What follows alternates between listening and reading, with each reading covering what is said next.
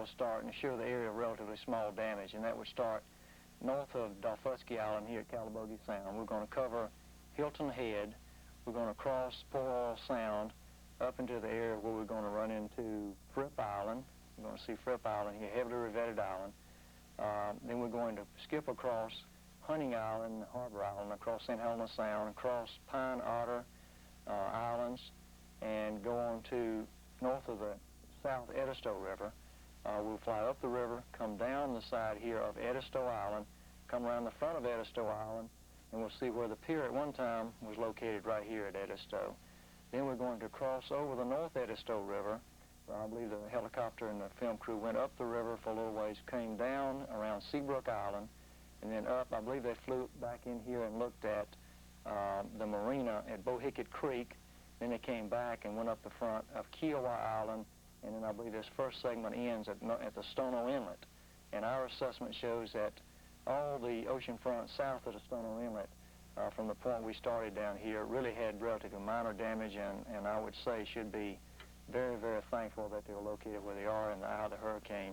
Made landfall north of that. Let's take a look at that tape, and we'll see the level of damage, and you'll see that. And this is the raw footage, so you'll see camera moves in here that normally we'd like to take out, but we're showing you everything so that there's no frame of video of the coast that's left out here. This is coming up on the Weston Hotel on Hilton Head, and this is a shot, of course, out toward the ocean. This is when they were approaching the coast and coming across Hilton Head. I believe this is a Four Seasons resort, which is in that same area.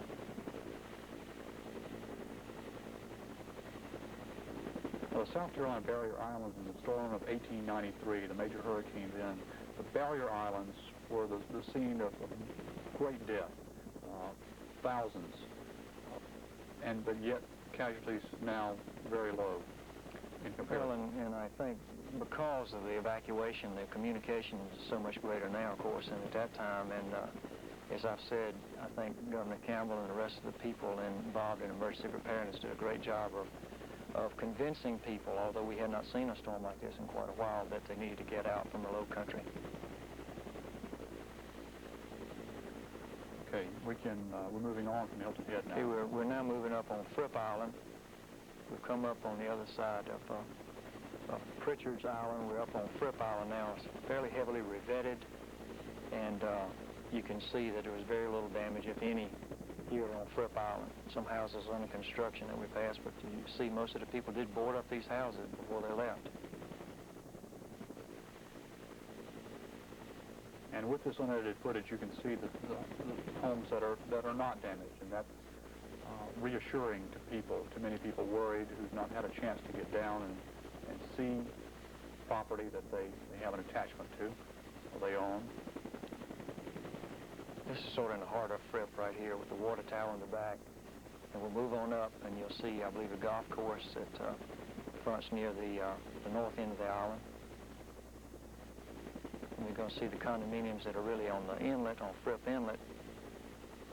And that'll be coming in the picture here in a minute. This is sort of the middle to the north of the island. You can see the houses, even the dunes are still in place here. The surge down here was just very small. This is part of the golf course.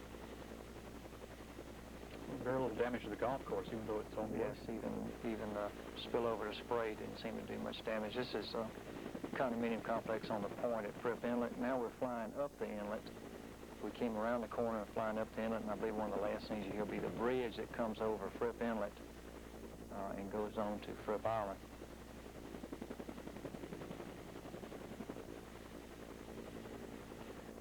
Now we skipped quite a ways up, as I indicated. We're now up at Edisto. We're around the backside off the Edisto River, around Big Bay Creek, and we're going down the river because there is quite a bit of development around on the river side of the inlet as it comes out into the ocean. And we're going to be turning the corner here in a few minutes, a few seconds, and going. We're still coming down the river, and we'll be turning the corner out on the ocean, and then heading up the ocean front of Edisto Island.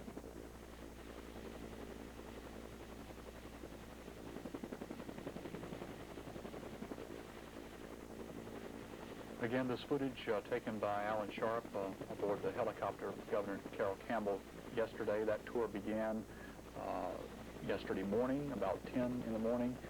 They arrived back in Columbia just after 9 p.m. last night.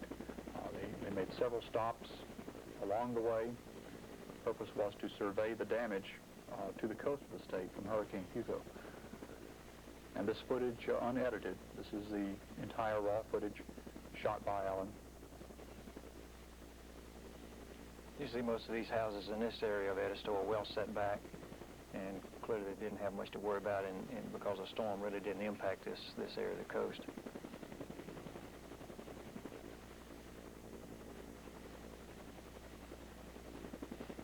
And we've seen some debris here, but I believe that is fairly minor compared to what we're going to see. I assure you it's minor.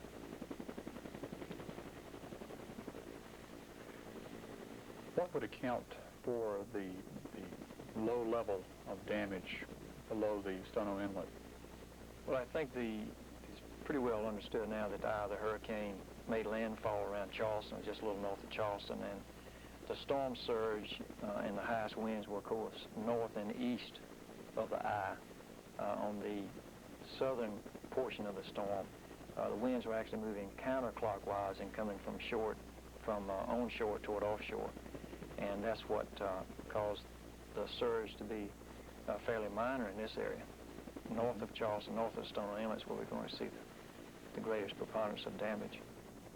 So it's very, very minor flooding damage here, and right, some flooding, low-level flooding in this area.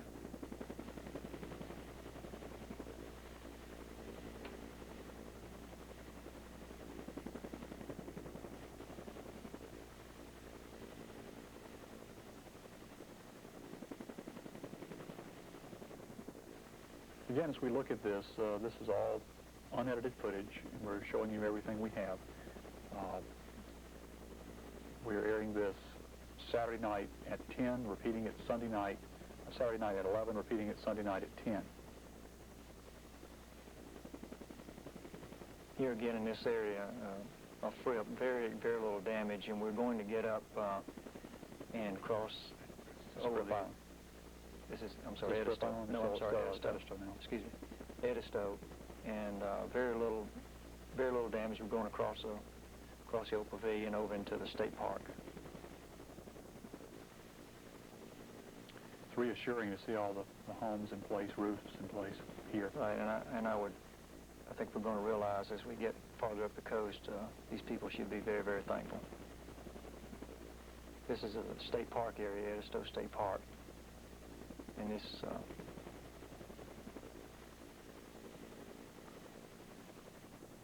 that's a camp there. This is, now we're up on the Edisto River, the North Edisto. We're coming down the river, and we did see Camp St. Christopher, some of those first buildings. Now we're getting to Seabrook Island. We're coming out the North Edisto River, and we're going to make the turn here at the inlet and go down the front beach, and you're going to see the Seabrook Island Beach Club. That sustained some damage to the roof. Some of the blue tin roof has been removed here by the storm, but actually minor damage compared to what we're going to see as we move farther up the coast. This is the front beach at Seabrook, a heavily eroding area that has been heavily revetted in years past. But again, we saw some shingles missing in this area, but no major damage. Again, you can see a lot of the houses were, in fact, boarded up before people evacuated. So at this point, when the eye crossed in the area of Charleston, the wind was blowing from the land out to the sea. Is that correct? Well, roughly? Around the eye, of course, there is a counterclockwise movement, and at some point in time, the winds would be coming. As the eye passed, the winds would shift and come from shore, from onshore to offshore. You're right. Mm-hmm. So it would hold down any surge and any flooding, but you can still see some flooding in these areas. Still boarded houses there, as you see on Seabrook.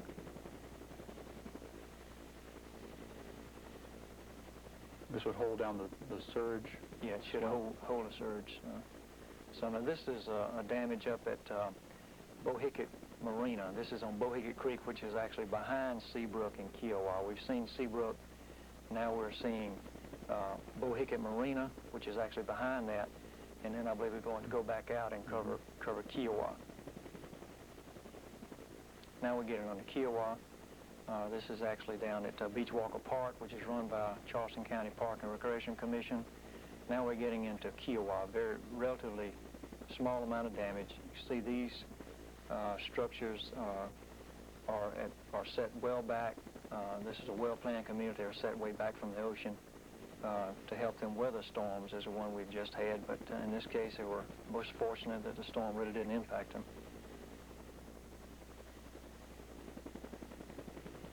You can see the great amount of land and dune structure between the beach, between the ocean and the homes. And you're going to see as we get farther north, we had areas that had some nice dunes, but they're no longer there because the storm actually just moved around so much sand. It's really hard to comprehend.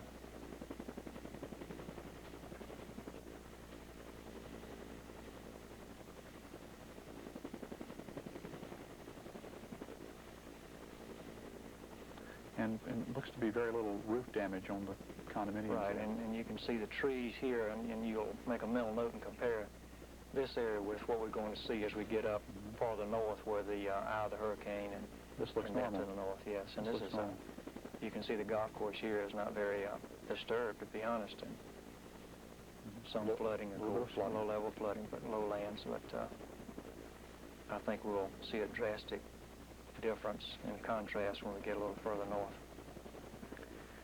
Okay, we'll move in just a moment. We're going to move further north. Right here we have a few more seconds to look at this section. And now that's Governor Campbell aboard the helicopter. Now we're going to move further north, and let's take a look at where we are on the map. We'll see, we're going to look at Folly Beach. Okay. Folly Beach just south of Charleston. Folly Beach is just south of Charleston, and on this map, I believe I can show you it's north of the Stono Inlet here. This is Stono Inlet. We've just concluded our tour up to Kiowa, and now we're at the Stono Inlet. And this is the line of demarcation where I believe the storm really started taking effect. And the first thing we're going to cover will be Folly Beach, Folly Island here. The south end is a state park run by Charleston County Park Recreation Commission. But then there's private development, of course, on the island. It's a very heavily revetted island. And then we'll move up across Charleston Harbor, across the jetties, into Mount Pleasant, I believe. But first, I think we're going to like see film of Folly Beach itself. Let's take a look at that. Folly Beach had more structures affected by the Beachfront Management Act than any other part of the coast. And you can see that a lot of this area is revetted. It's toward the south end. Very heavy damage, and you can see we just moved across Stono Inlet, and we come into some major damage here.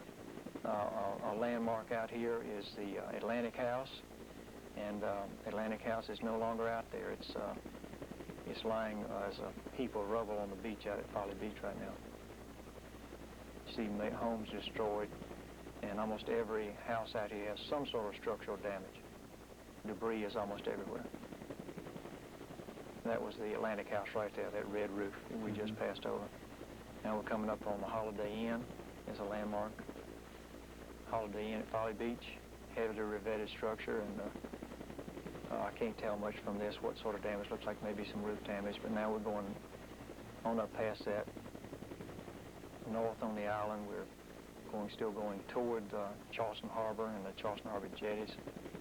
But you can see quite a bit of damage on the front beach, and even 2 or 3 rows back on Folly Beach.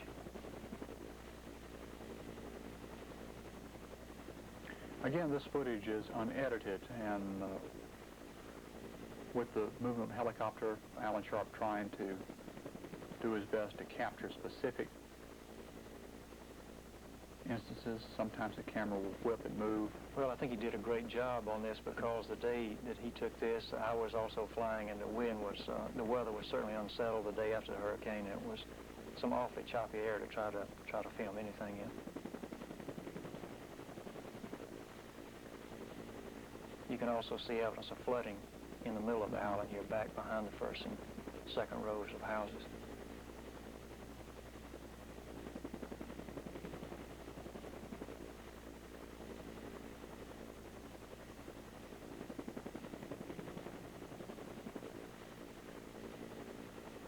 you can see almost every structure out here has some sort of damage to it, whether it's a roof or some internal structure has been damaged, but there's widespread damage in Folly Beach. Helicopter, the Apache helicopter in a hovering position, allowing a close-up look of this portion of Folly Beach.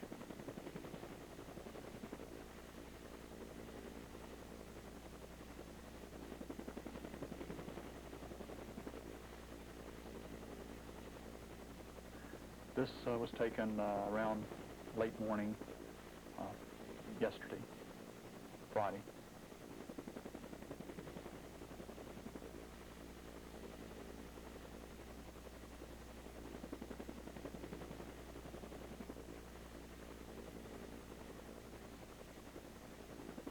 We're going to be approaching an area here in a few seconds, Tom, that's commonly known to as the washout as we get up toward the north end of the island that goes up to the old Coast Guard station. You can see this. This is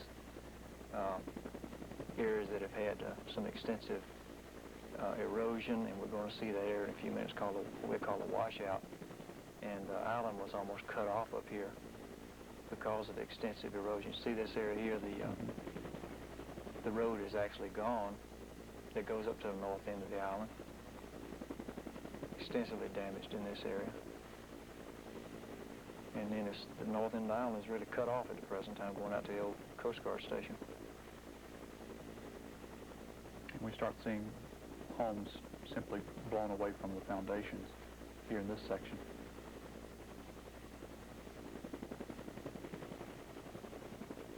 Any idea of the level of storm surge at this point? Well, I talked to Dr. Tim Conley today, who I have a great deal of respect for, and as far as knowing a lot about hurricanes and the geology of the coast of South Carolina, he feels that conservative estimates, 12 to 15, 17 feet maybe. One time we thought 20, but whatever it was, it certainly got the job done as far as damage in this state, I would think. That would place it at about what point of these structures? Well, a lot of these structures, of course, are fairly old out at, this is my point, this is the old Coast Guard station up in the north end. Some of these structures are quite old, and they didn't really have to conform to flood insurance regulations, so they were much lower, and therefore they would not stand up. You wouldn't expect them to stand up as some of the new structures that were highly elevated above what we call storm surge. This is a Morris Island Lighthouse, of course. It's at one time this structure, I understand, was about 300 yards. There's Fort Sumter. We're approaching the Charleston Harbor, and that's the end of this section of the aerial tour. Footage taken yesterday on Governor Campbell's tour of the coast. We'll move next to a closer look of Mount Pleasant and the Charleston Peninsula. There's Charleston's location as we move on a helicopter tour north, and we can take a look, Dr. Beam, at exactly where we'll be going. We'll be going to Mount Pleasant, then circling around to the west. We're coming across Charleston Harbor, and the point I was making about the lighthouse, at one time I understand it was like 300 yards on the island, back on Morris Island. Now it's out in Surrey quite a ways, but we're coming across the jetties here across the harbor, and we're actually going to cross over the tip, I believe, here of Sullivan's Island and go through Mount Pleasant, and then come back onto the peninsula here in Charleston. I believe the helicopter does several circles here before it comes back out, and then we're eventually going to get back out on the Sullivan's Island. Okay, we'll take a look at that right now. As we take a look, there we are over Mount Pleasant at this point. And we're moving in the helicopter heading west. And we'll be crossing just north of the Cooper River Bridges in just a few moments. There's Mount Pleasant. There was extensive damage to trees in this area. I know some trees. I have some friends who informed us that there are trees lying upon their houses now. Hopefully they didn't sustain as much damage as they could have, but you can see what the wind did to certain trees in these areas, and I know certain people are in these subdivisions are still trying to cut their way out.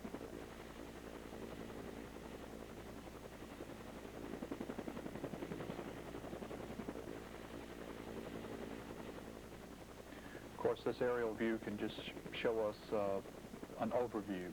It's nothing of the level of damage and the trauma and disruption of life that's taking place in the Charleston area at this moment. Well, I might point out also, Tom, these people don't have electricity. I think the sewer situation down there is is bad, and the water situation, there's no water, so you really can't understand what a problem we have, and it will begin to mount in the Charleston area, even in Mount Pleasant out here. Utilities just aren't there, and it's really going to be hard to say when they're going to get them back because of the extensiveness of the damage. All the trees felled in one direction, generally.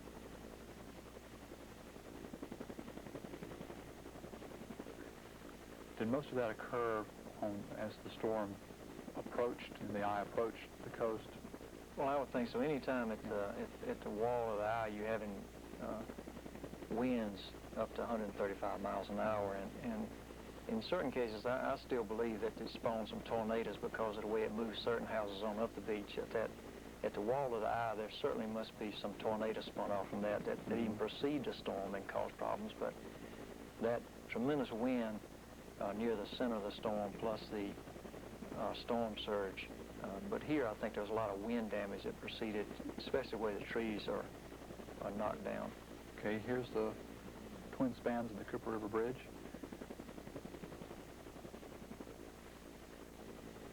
And did these sustain damage?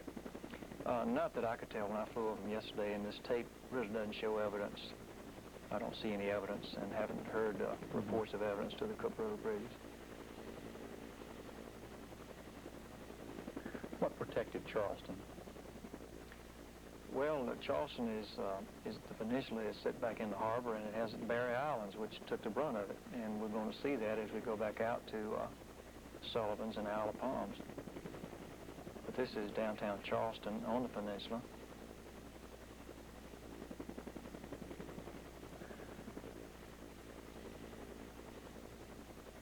If you are taping this and you stop it and spot check it, you can spot some landmarks as we go through. And we'll take a swing around the battery, then we'll come back up again and look at Charleston through a different angle here.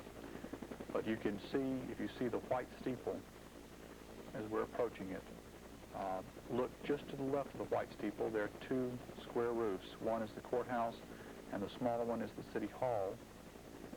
And the city hall and the courthouse sustained heavy roof damage. And this is, now we're moving south of Broad, down toward the battery.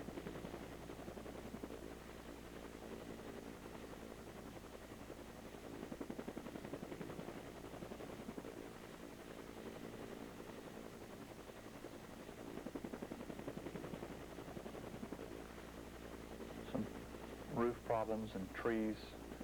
Right, now we're out looking at the battery, and we're going to be turning the corner here, I believe, and heading up to Cooper River. There's a satellite truck, one of the news-gathering trucks. Charleston is attracting enormous media attention, of course, with the storm's passage and its aftermath. In just a moment, maybe you'll see a cluster of satellite trucks that are parked just to the left of the Ports Authority building. Yeah, we're coming across the Shrine Club there, the Shrine Building. It's a landmark that people can notice, identify.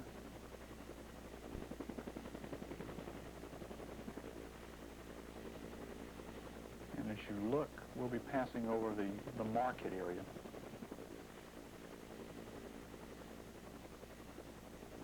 And of course, Tom, as a church, it's, I believe it's weathered several of these.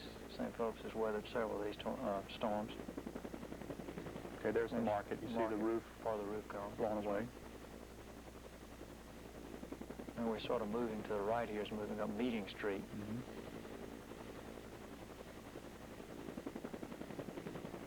Methodist Church. Right. The old Washington Light Infantry building there, and part of the College of Charleston. And we move across Calhoun here, and this is the Federal building in our bottom of the frame there right now. We're moving on up Meeting Street, going up toward where the Interstate Highway I-26 and the crosstown merge.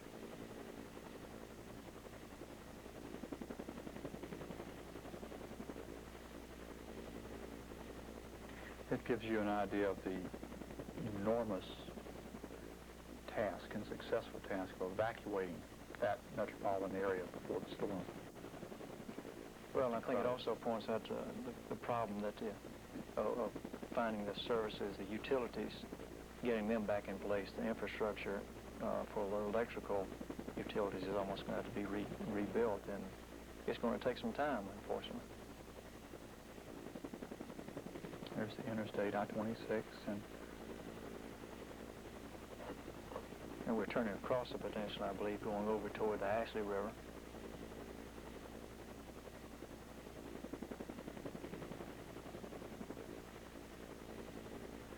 in case you've just joined us, I'm Tom Fowler. I'm with Dr. Wayne Beam, Executive Director of the South Carolina Coastal Council, and we're watching unedited footage from a helicopter tour by Governor Carroll Campbell yesterday, Friday, from Hilton Head to North Myrtle Beach, survey of the damage caused by Hurricane Hugo. And you're seeing all the footage that was shot by Alan Sharp, videographer with South Carolina ETV. Okay, we're moving now back across, coming down the Ashley River. You can see the Medical University sort of in the background, and these are marinas, the city marina. And we're moving back down the Ashley River out toward the harbor.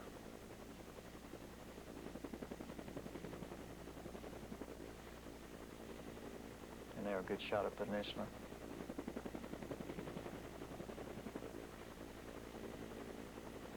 This is a shot of the Coast Guard station there in the Ashley River.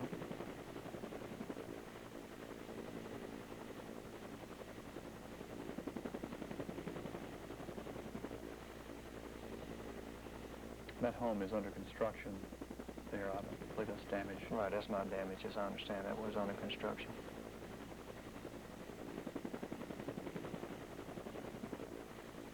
You can see some evidence of the flooding in the street there.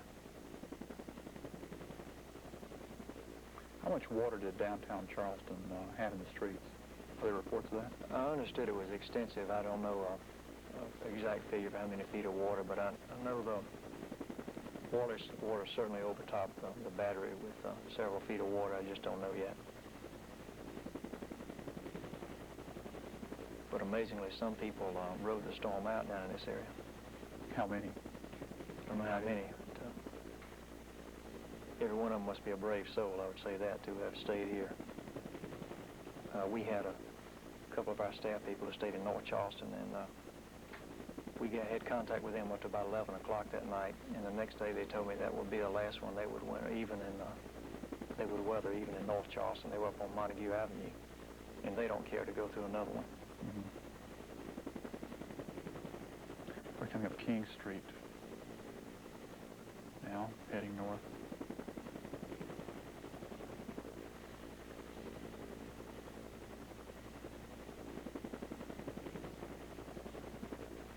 Yes, Nate, I think we do see some damage up in these areas, some roofs and some industries may have been damaged, but I think I'd be remiss if I didn't reiterate that if we ever have another thing like this, if there's a warning, I think people should evacuate. I don't believe people should take a chance and stay in the eye of a storm of this magnitude. You can see some damage this far up the peninsula. It's an industry that has tremendous structural damage. This is some of the wind damage I think you can see, Tom. Compare this to some of the areas that we saw earlier down south of the Stone Inlet. The wind damage just snapped trees off as though they were toothpicks. That's the Mark Clark Expressway construction. Right. You can see the damage here. The trees just uprooted almost.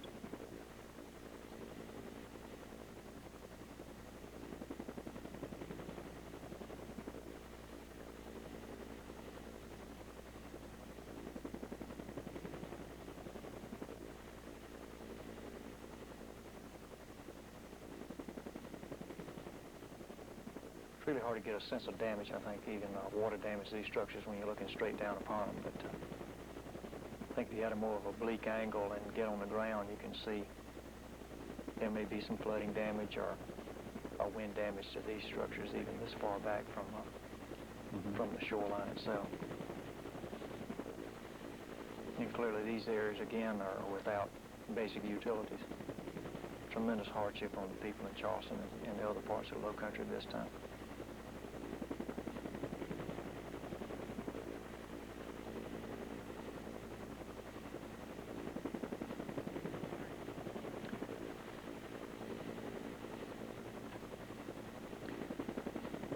The amount of damage to timber is something that's not been talked about. As we look at we've been concentrating on damage to property and enormous amount of timber lost from the storm. Pass over the interstate one more time. And next we'll move on to the map. We'll be looking at Sullivan's Island. Then we'll move just north to the Isle of Palms after Sullivan's Island. And then we'll be going to Wild Dunes, which is on the northern tip of the Isle of Palms. Yes, I might point some of those out on this map, Tom. We're leaving Charleston now, coming back off the peninsula, and we're coming out here back through the harbor, and we're going to take a turn here on Sullivan's Island, and you're going to see, I think, some graphic damage here, some graphic examples of damage. We're going to cross Breach Inlet and go up on the Isle of Palms. And of course, Wild Dunes is a very popular resort area on the northern tip here. And I believe we swing around and see parts of the golf course that border on Dewee's Inlet. And this is Dewee's Island right across here. It's a private island. But I think that's the next footage we're going to see, basically those two islands. Okay, let's take a look at the footage now. As we continue our helicopter tour, you're seeing what Governor Carroll Campbell and a party of top state officials saw yesterday morning, early afternoon. There's Sullivan's Island. And we're zeroing in, I believe, now on the Ben Sawyer Bridge, which connects Mount Pleasant with Sullivan's Island. You can see that it's been damaged extensively, and it's going to take some work to get it back in shape to carry traffic. So basically, both Sullivan's Island and Isle of Palms actually cut off to vehicular traffic at this time, and as I understand it, as of right now, they're asking nobody to return, even property owners, to return to both Sullivan's Island and Isle of Palms.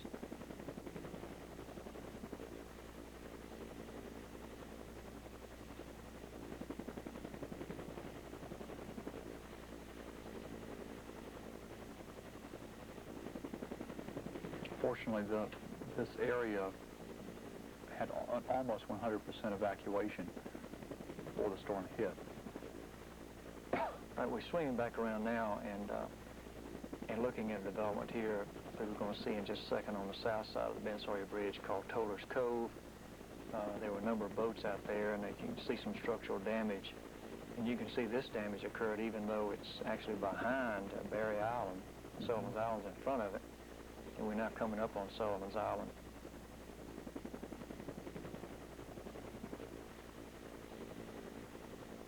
You can see the difference here from the area we described much earlier down south of the Stonewall River. You can see the damage that this storm has caused on Sullivan's Island. And I believe in a minute here we'll see a landmark. I believe we'll see the old lighthouse.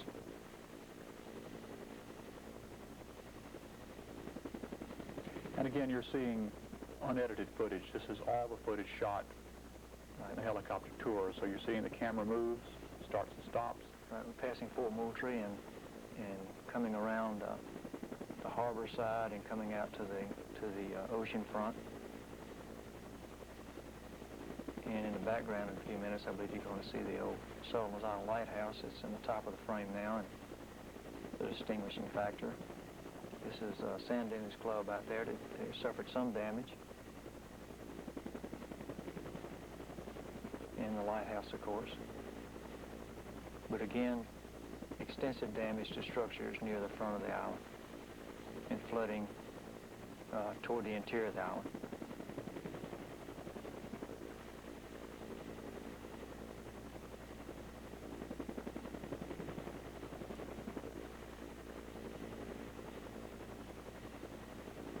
What's the estimate of the storm surge at this point on Sullivan's Island? Again, I think a conservative estimate would be around 15 feet, would have been the surge. Most of the people I consider to be knowledgeable about that topic seem to think a conservative estimate is around 15 feet, and it certainly could have been more than that.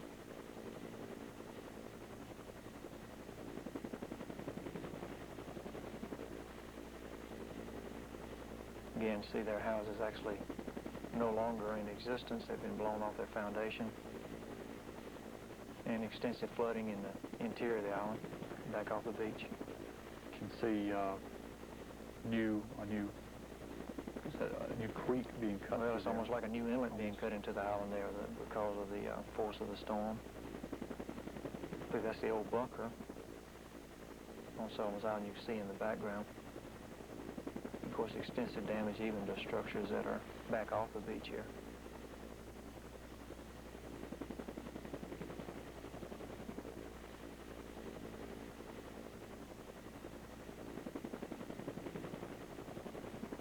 I think it's an interesting point to be made about that structure that's standing out there. We haven't done nearly enough work in this state on building codes and trying to adopt some building codes that would be wind resistant. And of course, some of these new structures you see are elevated to meet federal flood insurance standards. But it's really hard to explain why some houses on the front would survive the storm and some behind them wouldn't. And it probably has to do with the aerodynamics of the design of the structure itself. And these are some new structures on the beach that are elevated.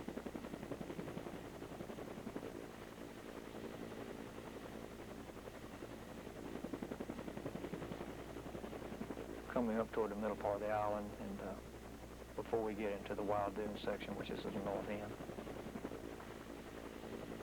We're still on Sullivan's, or have we moved to Isle of Palms? I believe this is still Sullivan's.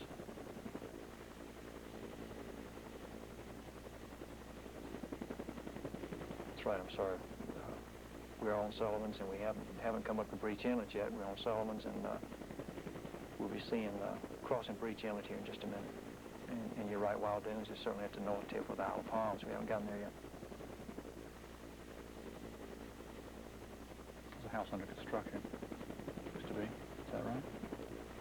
But it certainly is now, I would say. They're up here. You see even damage several rows back here. It's what gives you an idea of the force of this of the storm as it entered here on Solomon's Island. And this must have been fairly close to the eye of the storm. Such unevenness of a home several rows back. Right. Demolished, but yet something in front of it. Okay. Right. The Windjammer Club there. Right. Of course, now this now is... we're on the Isle of Palms. Now we're on the Isle of Palms, yeah. They threw me a curve there for a minute. We're all on the Isle of Palms, and this is the old business section down there, Windjammer, with some damage. And now we're on a condominium complex out here that at one time had a fishing pier. It's no longer there. It's been removed, and you can see some extensive damage here.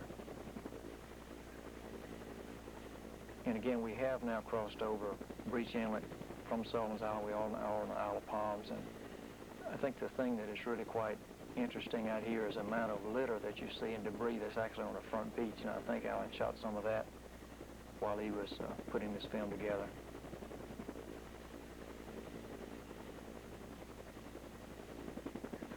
There's the debris. You can see it's quite extensive.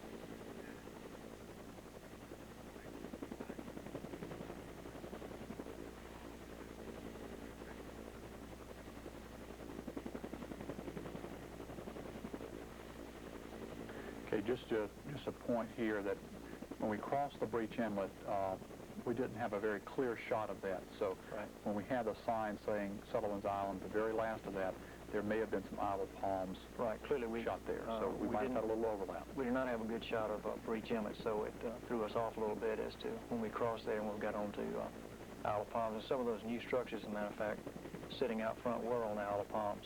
I think it is remarkable, though, in just this one pass to get all the material we have.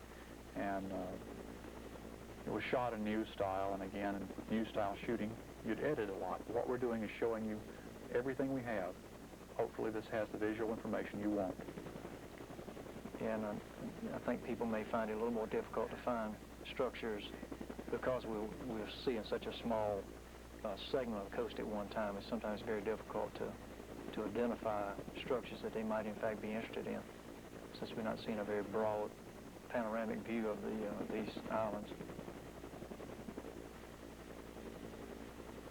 Still moving up Isle of Palms, and not quite at Wild Dunes yet. Getting close. We're getting close. And in this area, for all the Citadel people, there was some extensive damage to the Citadel Beach Club in this area. I understand the outbuildings were pretty well demolished, and there was although the structure is still standing, there's some extensive damage to the Citadel Beach Club out here on the Isle of Palms.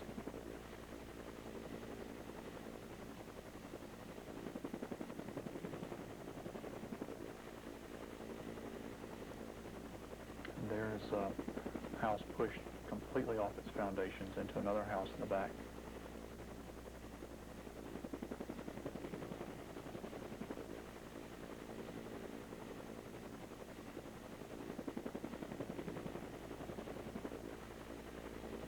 This island, 2 people walking in the street, but almost totally deserted. And now sealed off, no entry permitted by anyone unless authorized officials.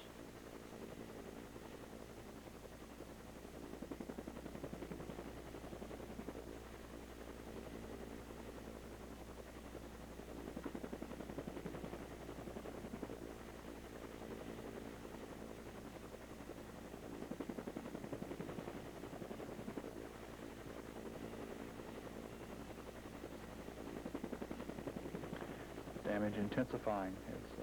It's moved north. Well, it almost has a numbing effect on you after you see so much of this, Tom, as you and I have looked at for the last several days now. It's really just hard to comprehend, and now we're up in the Wild Dunes section. Some very expensive houses, and some of them were damaged. There's one that's off the foundation. That one appeared to have good, solid supports. Concrete, right. And this is a condominium complex with some damage to the roof. Part of the internal portion of the building exposed at this time. And flooding you can see in the rear.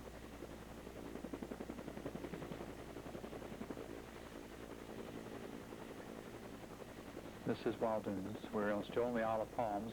Wild Dunes is on the northern tip of the Isle of Palms. So we're in the Wild Dunes section. Yeah, we're going to be approaching the Wild Dunes golf course here, and it's really quite devastating what the storm did to, especially hole 17 and hole 18. 18 took a lot of damage, but I think 17, which faced on Dewey's Inlet, had even more damage. And these are condominium complexes up in Wild Dunes, as we'll be approaching Dewey's Inlet here soon. Up and you can see the top of the frame, and in the background Dewey's Island.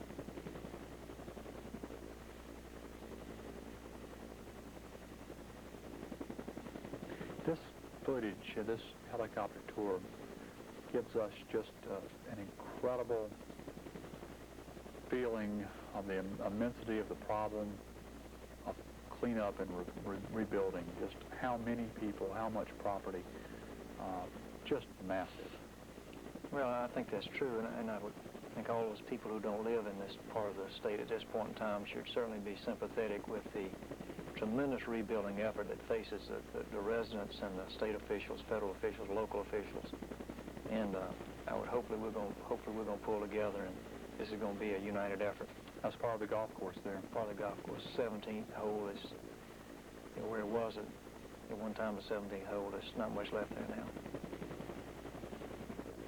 I think we're going to see some of the tree damage now on I believe this might be out at Dewey's or Bull Island. This is the north end, the back end, I believe, of the Isle of Palms.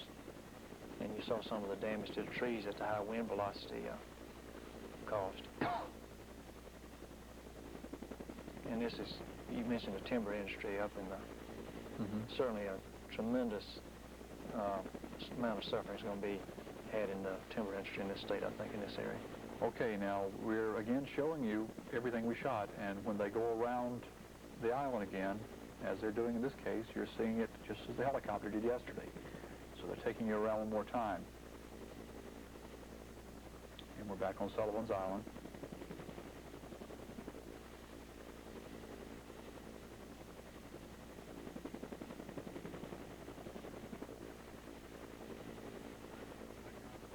I believe I beg to differ. We've gotten across Breach Inlet again. This is, I think, we're back on the Isle of Palms now.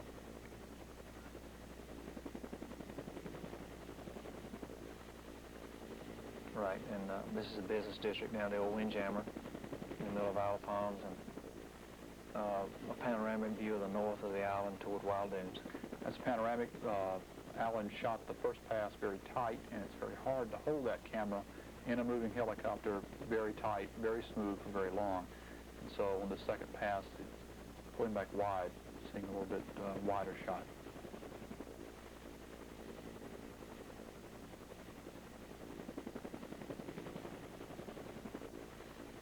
Gives us a good idea of the flooding.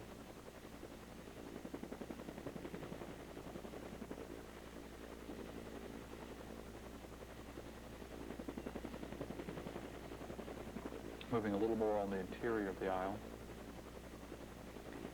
I think we're going to be coming up on this pass, if I'm not mistaken, Tom, on the marina on the back of Isle of Palms, and I think people will begin to realize that the strength that this storm had when it came across in this area, when we see what it did to the boats in the marina, the Wild Dunes Marina at the back of the Isle of Palms there on the Intracoastal Waterway. We're going to see that in a minute here. People who visited that may remember it as a magnificent marina, stopped to so many boats in the traffic pattern going north and south on the Intracoastal Waterway. You can see what it's done. The boats now are all the way across the Intracoastal Waterway. They're piled up on the other side of the Intracoastal Waterway like toys, and I talked to some people today who knew what was contained in this marina. They think it might be $50 million worth of damage in this one area, just to this marina and to the boats that you can see there now lie like toys on the eastern side of, the western side of the Intracoastal Waterway, right behind Isle of Palms. I think that is clear testimony to the strength that this storm packed when it hit the South Carolina coast. You can see there's the ocean, and the surge went over the top of the land. There was enough force of the water and the wind. I think wind and storm surge in this area resulted in these boats. I've never seen anything quite like that, to be quite honest. There must be 35 to 50 boats in this heap. And we looked and we said they must not have had them tied down too well, but it took the moorage and everything and laid it over on the other side of the Intracoastal Waterway.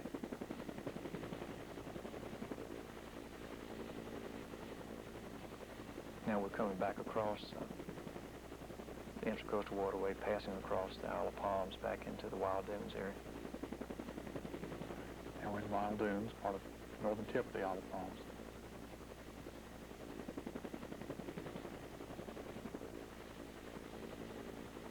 Some of the newer homes there. And part of the golf course.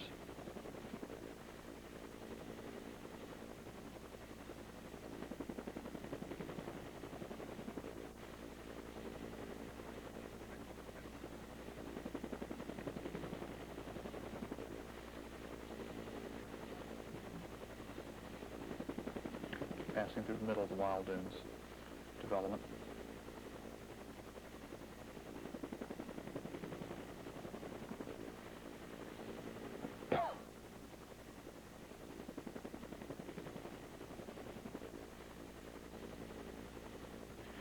It's difficult sometimes to know where there was actually a lake there and where there's flooding. Well, there is a lagoon system, of course, to help manage stormwater runoff in this area, but it's very hard to pick them out at this point in time because of the flooding that's occurred in the interior parts of the island. And passing over the condominium. Right, again, Dewey's Inlet here and Dewey's Island in the background. Okay, let's recap just briefly where we are. Now we're north of Charleston. If we can, if we can go to your map first here and just show us again where we are with the Okay, we've actually stopped here at our north end of Isle of Palms. The next island is Dewey's Island.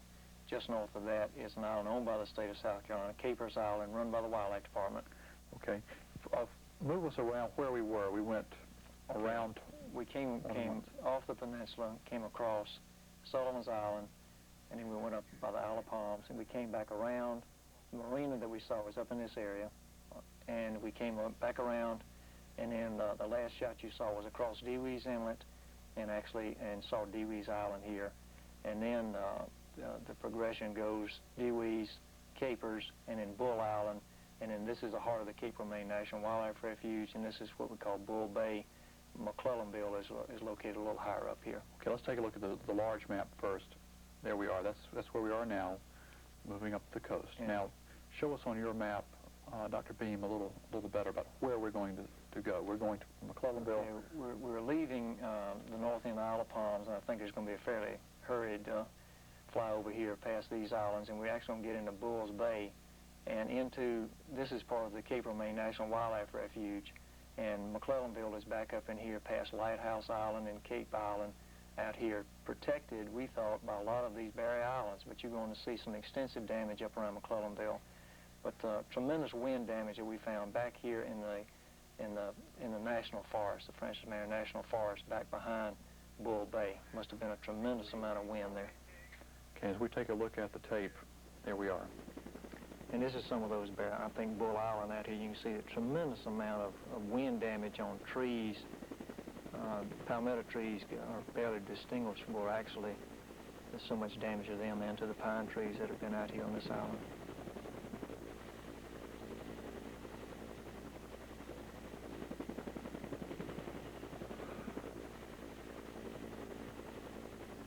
And in this whole area, north of the Wild Dunes and south of McClellanville, sparsely populated.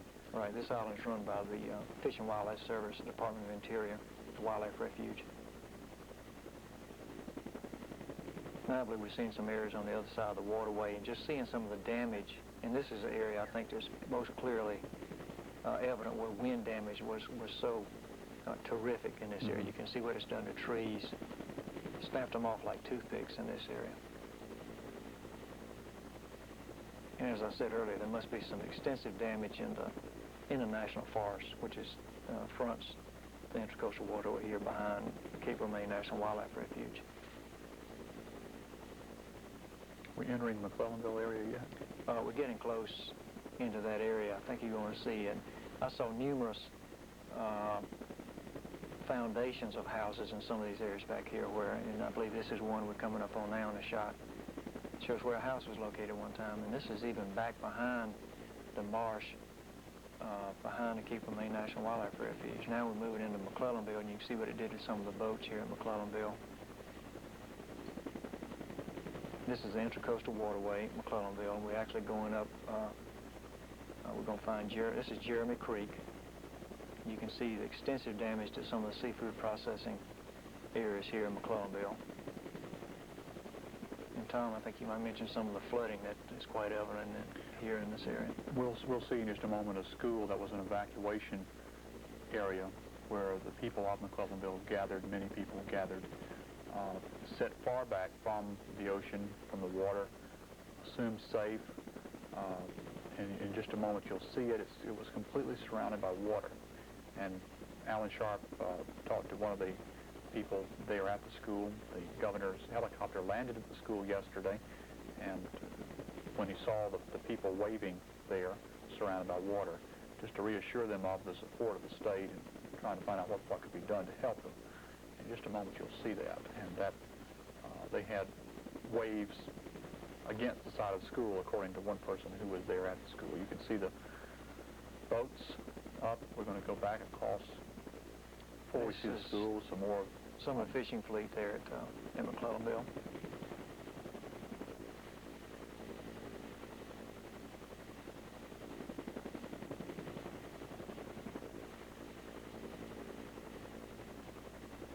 See what it's done to some boats. Some of them are, this is an area that some of them might put them in dry dock, but you can see what some of the storm damage has done.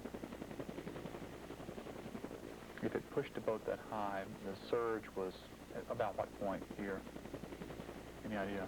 Well, it's really hard to say, but yeah. But it really amazes some of us that we did get this kind of water this far back up into Bulls Bay, and I think that that indicates that the eye of the storms certainly was south of here, and that wall of water was pushed north and east of the eye when it made landfall around Charleston.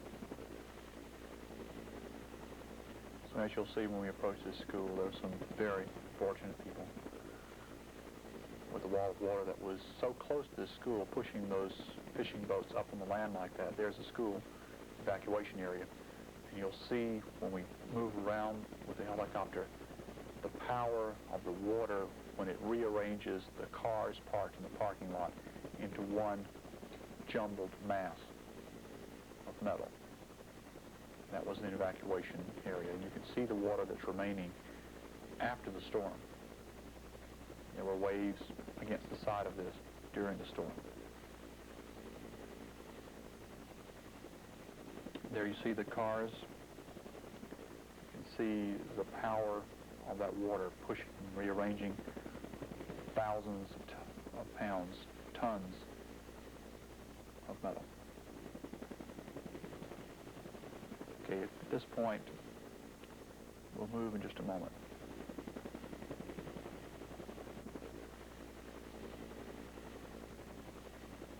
McClellanville set back from the ocean.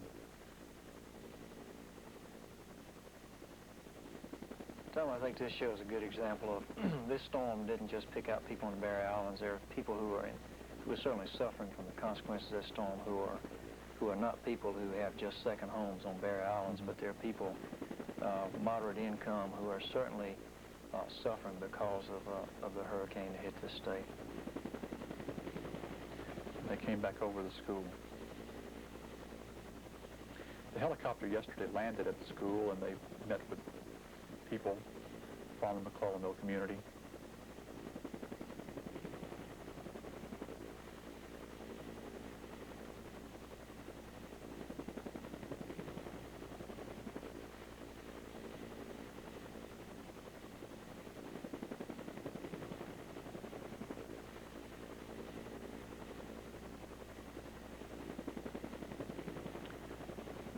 Many people poor, low income in this area, not heavily populated, rural, and dependent on the sea for their livelihood in many cases. And I think we ought to point out that the storm wreaked havoc, not just here on the coast, but on towards Sumter, on up towards Charlotte, and the whole path. There are people who are suffering from the consequences of this storm, not just the people who live on Barry Islands. Absolutely. What we're doing is simply showing you the helicopter tour of the coast and the storm and its destruction and its impact on lives reaches far beyond the coast into the interior of South Carolina and on beyond.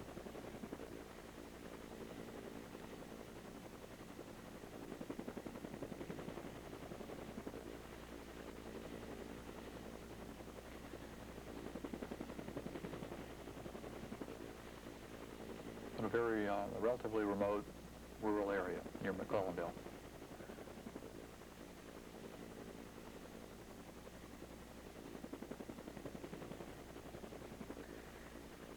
Okay, let's go to our next map to give us an idea. We're going to have, this will be the final part of our helicopter tour of the coast. We'll go from Pawleys Island, we'll go north to Litchfield and Garden City, then Surfside Beach, then Myrtle Beach, and on to North Myrtle Beach. Let's take a look at your map.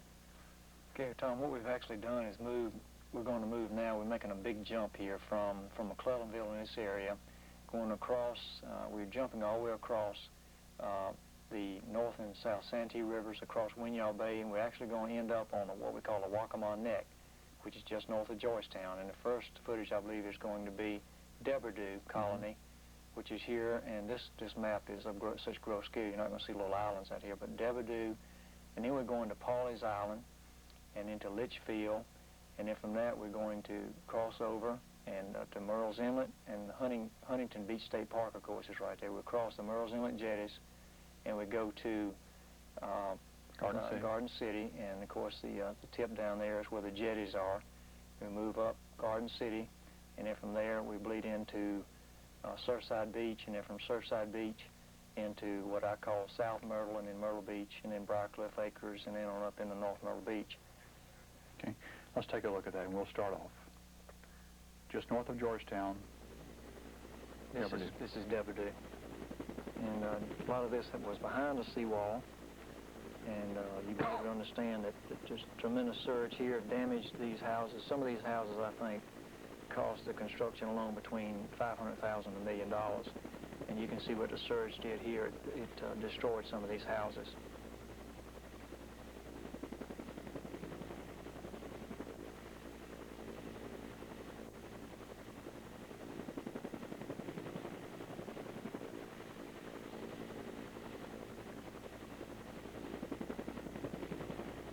see pretty extensive flooding in the interior of Deberdu here.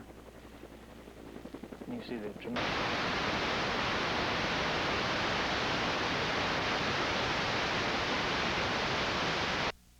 They've been scarped extensively by the storm. Scarped, what is that? Well, they've been eroded away, and we call it the scarp, where the face of that dune now is exposed. Now we're crossing, this is one of the most amazing areas, I think. We're crossing Midway Inlet, and this is the south end of Pawleys Island. I think this is one of the greatest landmarks in the state of South Carolina. And you can see that the storm actually cut a new inlet here. You're going to see that in just a second, and they capped it off by putting a house in the middle of it. There's the inlet. There are houses here that were here that are now back in the creek, and some of them have actually been blown back to the mainland behind Pawleys Island. We're coming up toward the middle of the island, and in this area south of the South Causeway, there's still extensive damage. You can see houses have been propelled back into second and third row.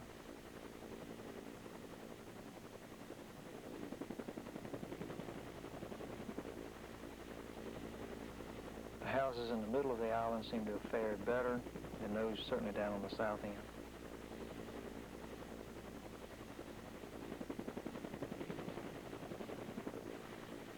Still looking at damage at Pawleys. There were some nice dunes in this area. They've certainly been cut away by the storm surge, and there's damage pretty much throughout Pawleys. This is another one of the causeways that come onto the island. How long will it take to rebuild a dune system? Well, a lot of this sand we feel is just offshore, and I could see even yesterday some of that sand is coming back on shore, but you know, it's not, we're moving into a time of year where we're usually into erosional pattern rather than an accretional pattern. Accretion starts during the spring and summer. So we're entering this period in certainly a tremendous net deficit. Is there danger for further damage from the tides in the winter?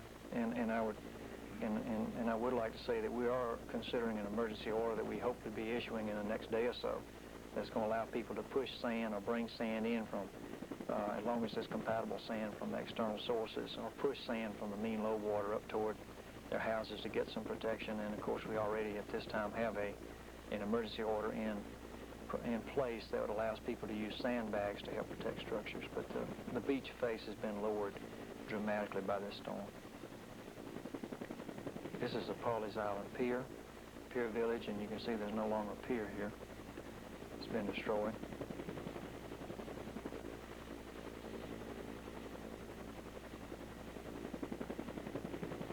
We're moving toward the north end of Pawleys now, and still damage here in this area.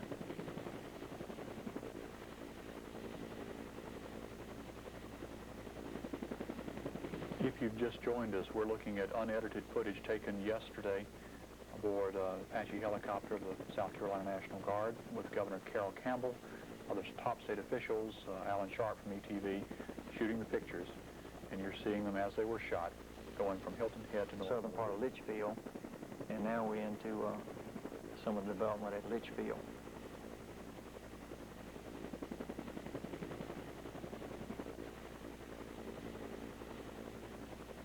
You can see still some damage in these areas, but a landmark on this part of the beach, I think, would be the old Litchfield Inn, and it suffered a good bit of damage, and we'll be coming up on that here in just a little bit.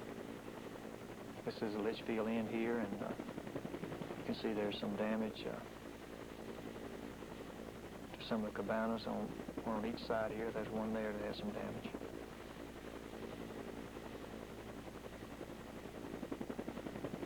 Then I believe this area is more properly called, or termed Litchfield by the Sea in this area, part of the Litchfield development. And again, they had some very nice dunes in this area, and they've certainly been... you can see the white sand being... Right, been dramatically reduced as a clubhouse, and it's been undermined, it seems, by... And this was a big dune at this point, and it's certainly been cut away.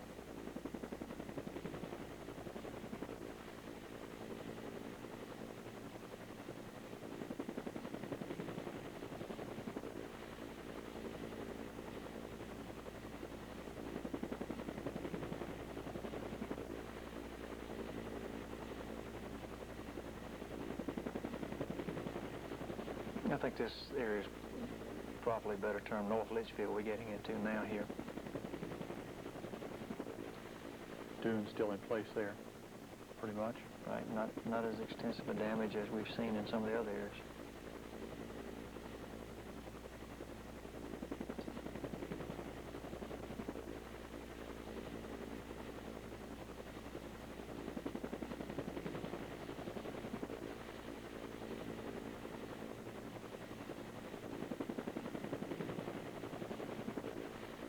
And this program will air twice on ETV, Saturday night at 11, Sunday night at 10 p.m.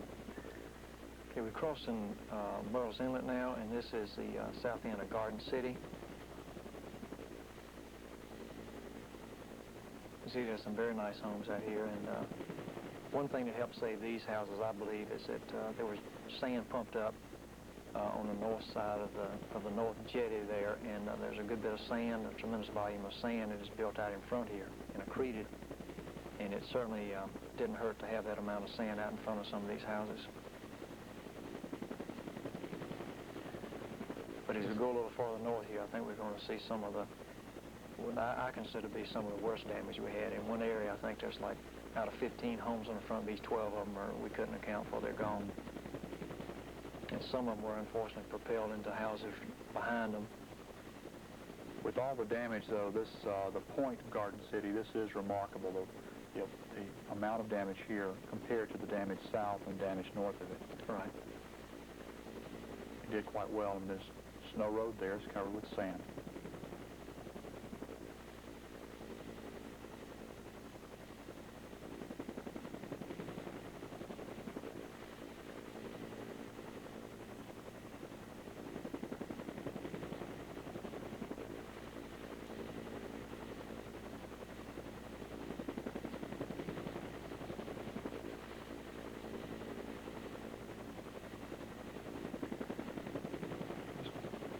Coming around the point of Garden City. This area constructed over the last 20 years.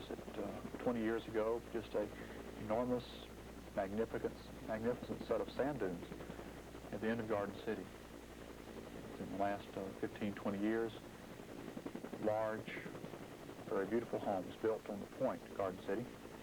You can see the patterns of sand that's pushed by the surge past the foundations of the homes. Well, and you can clearly see how much sand was moved since the road was actually covered by sand that came off the beach, and there was a lot of sand on this beach.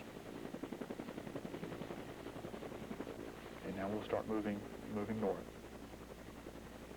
Yeah, we're actually moving north, and we're going up past Marlin Cay Marina and up toward the Kingfisher Inn as landmarks that some people will recognize.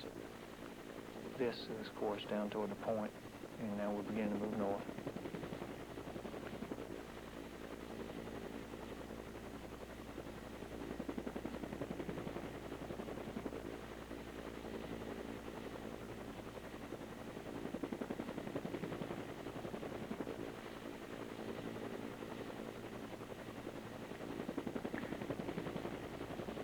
How much can people rebuild? Well, it's actually going to depend on where they are in relation to the baseline and the setback lines on the beach statute. But, you know, most houses, I think, single-family dwellings are going to be in pretty good shape. But I think clearly we're beginning to assess that situation right now, given the lines on the maps and exactly which structures have been damaged. But here we're getting in some of the greatest destruction, I think, compares to area south here at Pawleys. There are some houses actually missing here, and you can see some of them have been propelled back across the street into houses. There's one right there that's been propelled back into the street, across the street actually, and it's been propelled into a house behind it. I think we counted in this area something like 12 out of 15 of them were just totally destroyed. And it might, you know, prompt one to speculate that clearly this might be an area where a tornado might have been spawned to do this kind of damage. That certainly hadn't been confirmed, but to see that kind of localized damage would lend that kind of thought that maybe a tornado was spawned at the wall of the eye to do this kind of damage. There again, you see the kind of destruction here. Now we're getting up. This is the Kingfisher, and there used to be a pier in front of that, and it's no longer there. Okay, we'll swing around Garden City now, and the helicopter will move back to be able to see a different perspective as we move over the inlet, the creek there. There's one home in the middle of the road. See it there on the lower part of the screen.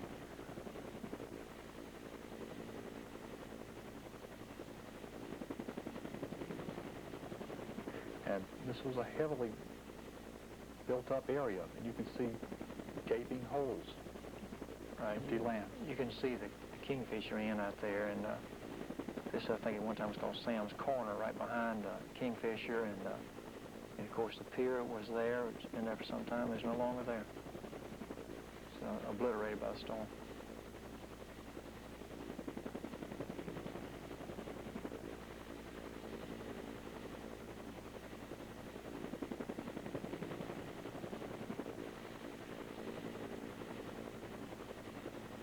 Come back over. There's the remains of the restaurant pier. That's the foundation of the beginnings of the pier, and it's nothing there. The building's gone. Okay, we're going to move on up. Now we're moving into approaching Surfside. This is the area between Garden City and Surfside. I might point out for people that Garden City is really not a municipality. It's the county line runs in here in this area, and to the south of it is Georgetown County. To the north of it is Horry County. And we're getting up north now.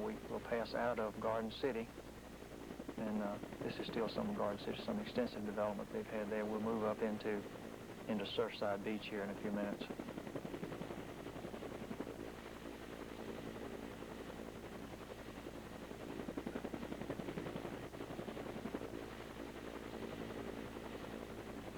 This Garden City area was hit pretty hard by the storms of December '86, January '87. It looks like we're going to be dealing with some of the same issues down there after this storm, and that is some of the swimming pool rebuilding that is clearly now out on the beach, and the other amenity packages like jacuzzis that are now just lying out on the beach, and we're going to see more of those as we go farther north.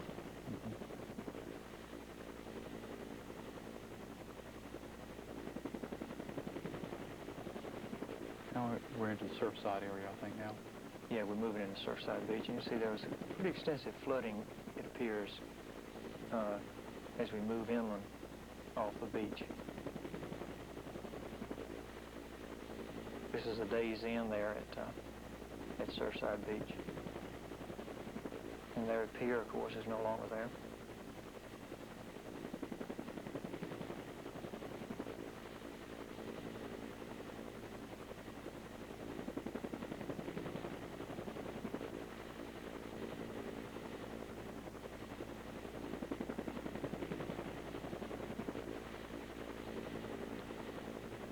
Really gets a little monotonous after a while, but the damage is so extensive. Right. You can't just say it's here and there. It's almost everywhere. There's damage, structural damage throughout the northern part of the coast. Well, people who have property in certain parts of this, we just don't know where your interest lies, and we're showing everything, every bit of the footage we have, and hopefully the visual information is there that you want to see. We hope so.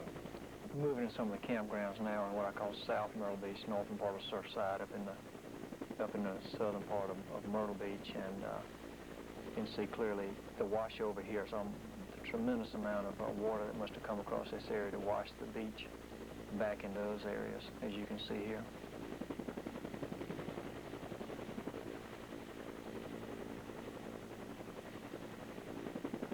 As we move a little bit north, you'll see some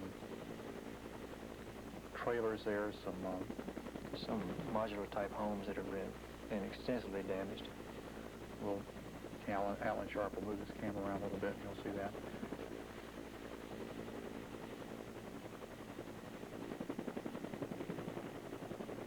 I believe this is part of Myrtle Beach State Park in this area.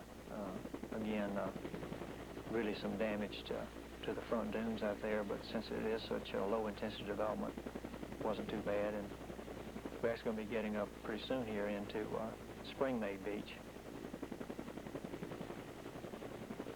There's another helicopter passing by. Below. This is all part of the southern part of Myrtle Beach. We're in now. We're moving up to Myrtle Beach proper. On the south end of the beach.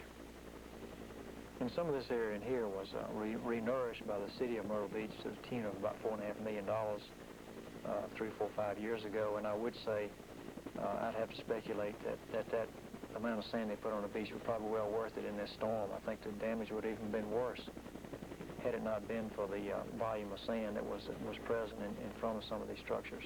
Did this storm, did Hurricane Hugo take the sand away? It took a great deal away, but a lot of it is, we feel, in a near surf zone, and a lot of it is starting to move back. The surf was heavily laden with sediment yesterday, and it was moving back on as we were flying it, which is heartening, to say the least. Hopefully, a lot of this sand is going to move back on. Would that build a flatter beach? What would that do? Well, it's going to be a natural process to build a beach, but it's going to take some time.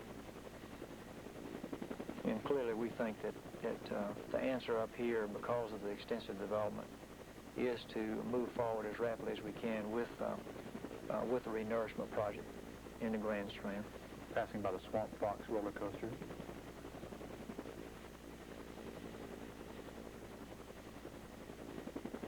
Yeah, we're going to be coming up on the pavilion here in an amusement park run by Myrtle Beach Farms Company, which is right in the middle of Myrtle Beach, and clearly a landmark that many South Carolinians and others from all over the country who visited Myrtle Beach will recognize here in a few minutes as we get up to it. We can't see the Ocean Boulevard here, but it's covered with sand now. And here's the amusement park, as I alluded to earlier, and the pavilion is going to be coming into view here. See it now in the center of the frame.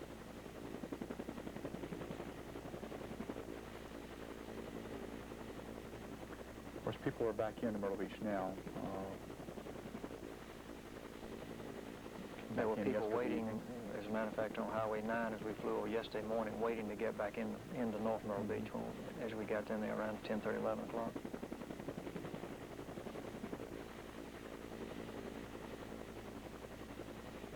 We'll move on up Myrtle Beach, north of the pavilion.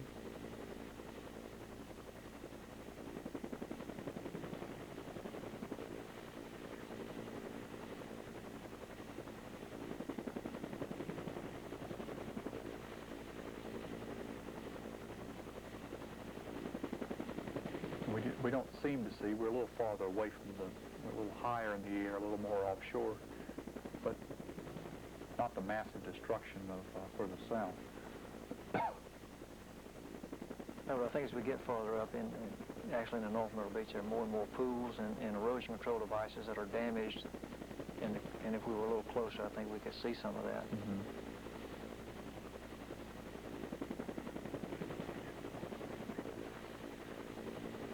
At some point, we're going to be moving from Myrtle Beach to North Myrtle Beach. I think we're still in Myrtle Beach.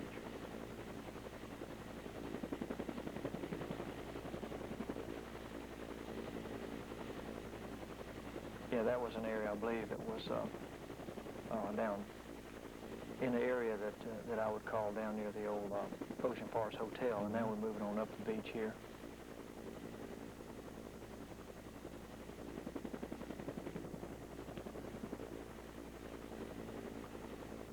Condominium units.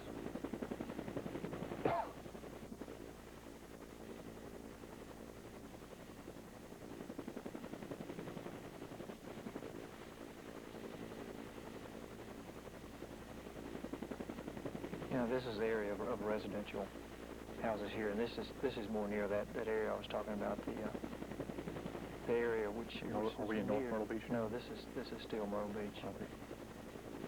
I believe that area was down near where the old Ocean Forest was at one time, and that looked like the Sheraton. That's up around 72nd Avenue North, showing some of the beach erosion in this area. And clearly some research actually went into some of these hotels on the ground floors.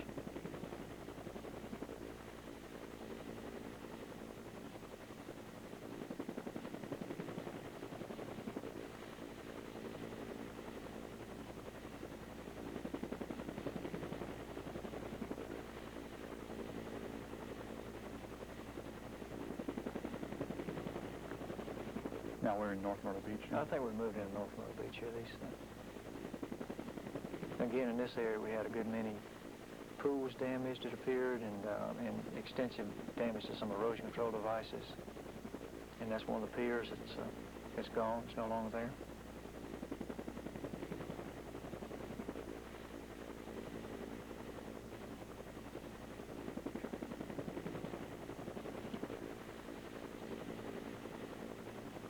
Another section of a pier. You see the remains of the pier, and I don't recall seeing a single pier that was still standing yesterday in the northern.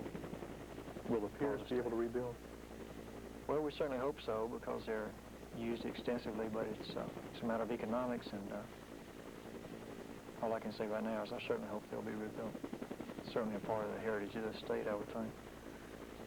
As we near the end of this footage, a reminder, this was footage taken yesterday aboard the helicopter with Governor Carroll Campbell from Hilton Head to North Myrtle Beach, South Carolina, taken by Alan Sharp of ETV. Footage made available to television stations throughout South Carolina, throughout the nation.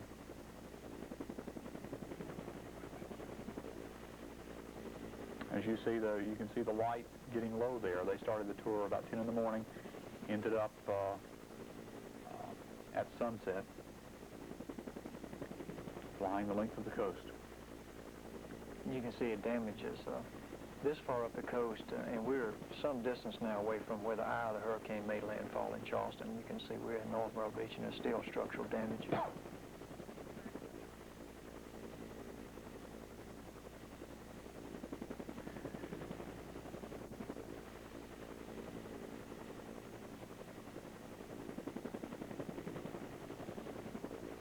There was a pier right there, Tom, also, if that development is gone. A lot of debris there. And this is it. This is all our footage, unedited. You've seen it all. It's just almost leaves you without any words to describe that. Well, I think the task ahead of us is formidable. I wouldn't use any other word other than that. That would be putting it mildly. And I think there's time for the people of the state to pull together with all the assistance that we can gather from every source, and start putting lives back together and start putting the coast back together.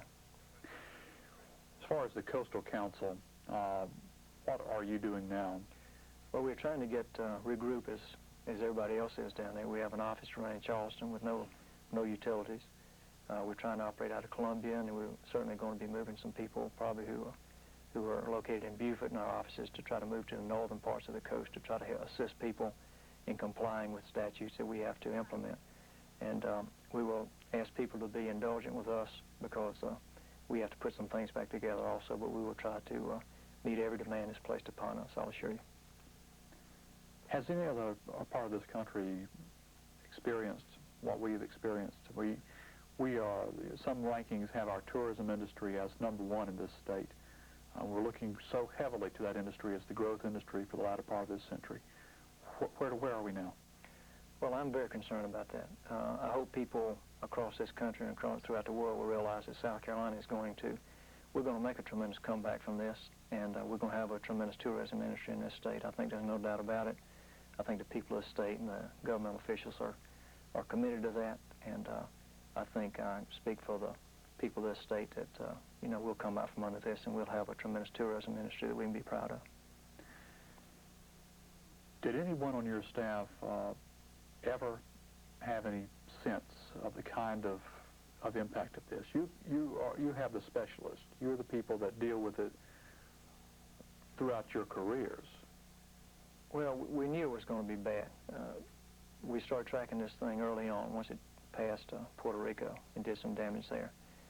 We were getting updates every 3 hours from the Coral Gables Hurricane Center, National Weather Service. We knew it was going to be bad, and we realized how bad it was going to be, and working with John Purvis and the Weather Service and everybody we could deal with, realizing that the angle of incidence was going to be almost a 90-degree angle. And we had never had one quite like that we were aware of that would build this kind of storm surge and this kind of wind velocity. And it appeared that it tracked along at 105 miles an hour for a while, but when it crossed the Gulf Stream, it really picked up strength. And we were talking about 135 miles an hour winds. We believe now, and the Weather Service believes, that actually were at the wall of the eye when it made landfall. And I think we knew it was going to be bad, but you really can't translate that. Your mind will not allow you to translate that until you go look at it. And I think the people who have seen these tapes now have a better idea of what we're facing in this state, the tremendous damage and devastation that this thing did to the coast, and not only to the people on the coast, but as a storm moved, the path moved inland, there are people who have lives to put back together also. The economic impact, you can't even find the formulas to begin to calculate that yet. I wouldn't even want to speculate at this point in time, but I know it's more than anything that we've ever experienced in this state because of the amount of development that's been affected. Loss of tax revenues. This would, I guess, change tax assessment in counties when I think their home is not there to be paid taxes. Well, I think it has such far-reaching ramifications. We haven't had time, and the people who've had to deal with this haven't had time to even sort all these things out. I think we'll still be sorting these things out for some time to come. I really do. Okay. What can people do next? Obviously, in some of these areas at this point, when you're hearing this broadcast, when we're taping it on a Saturday evening, in Sullivan's Island, Isle of Palms, Wild Dunes, people aren't even allowed back on those islands yet. They're sealed off. I think what I would do at this point in time is urge people to comply with officials, especially state officials, federal officials, and local officials. And as I heard someone say today, please try to be part of the solution rather than part of the problem. And I know people are concerned about their property, but complying with the wishes and staying away from some of these areas, especially those that don't have utilities at this present time, you're probably going to create more of a problem than you are going to help things by going into some of these areas. I can assure you from what I've seen, the officials in charge are doing everything within their power to bring this situation under control, and I think it's going to take the assistance of everybody, every citizen of this state and every property owner on the coast has been affected to pull us through this situation. But I'm confident that we have a leadership in this state that can do that, and I believe the citizens and the property owners in this state understand that. Dr. Wayne Beam, Executive Director of the South Carolina Coastal Council, thank you for being with us. It's been a long day today. It's been a long 2 days, but so many people have spent so much time, and it's going to be a hard road for everyone in South Carolina. Thank you for joining us on this special. For all of us at ETV, good night.